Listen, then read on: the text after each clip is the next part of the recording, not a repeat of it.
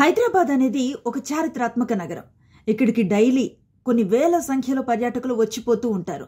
ఇంత అద్భుత నగరాన్ని నీట్గా మెయింటైన్ చేయటం అనేది జీహెచ్ఎంసీకి కత్తి మీద సామనే చెప్పాలి.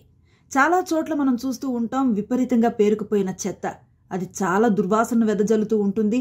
త్వరగా క్లీన్ చేయించడం ఎలాగో తెలియని పరిస్థితి.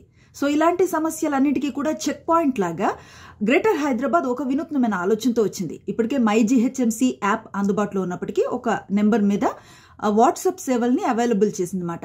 వాట్సాప్ నెంబర్ వచ్చి 8125966586. ఈ నెంబర్కి మీరు ఎక్కడైనా చెత్త ఓవర్ఫ్లో అవుతున్నా, భవన నిర్మాణాలకు సంబంధించిన వ్యర్థాలు అక్కడ ఉన్నా, కాస్త చికాగ్గా కనిపిస్తున్నా సరే వెంటనే మీరు ఒక క్లిక్ చేయొచ్చు. ఆ పిక్తో పాటు లొకేషన్ని ఈ నెంబర్లో షేర్ చేయొచ్చు. సో ఫ్యాక్షన్ ఆఫ్ సెకండ్స్లోనే వాళ్ళు వచ్చి వెంటనే అది క్లీన్ చేస్తారన్నమాట.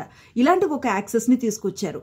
సేమ్ టైం ఇంతకుముందు బిల్డింగ్ పర్మిషన్స్కి, కన్స్ట్రక్షన్ పర్మిషన్స్కి, అలాగే ప్రాపర్టీ ట్యాక్స్ పే చేయడానికి మై జీహెచ్ఎంసీ యాప్ని వాడేవాళ్ళు. సో ఆ తరహా ట్రాన్సాక్షన్స్ని కూడా ఇప్పుడు ఈ వాట్సాప్ అకౌంట్ నుంచి చేయాలని కొంత వర్కౌట్ చేస్తున్నారన్నమాట.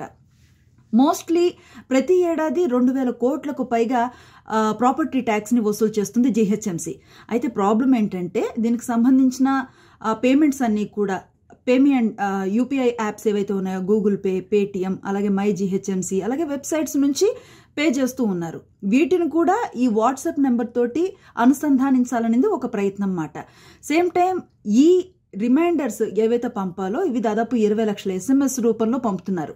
వీటన్నింటికి కూడా ఈ వాట్సాప్ నెంబర్ తోటి ఒక చెక్ పాయింట్ పెట్టి వాళ్ళకి రిమైండర్స్ పంపడంతో పాటు పేమెంట్స్ కూడా ఈ యాప్ త్రూ చేయాలనేది వారి ఆలోచన. చాలా స్మార్ట్ కదా.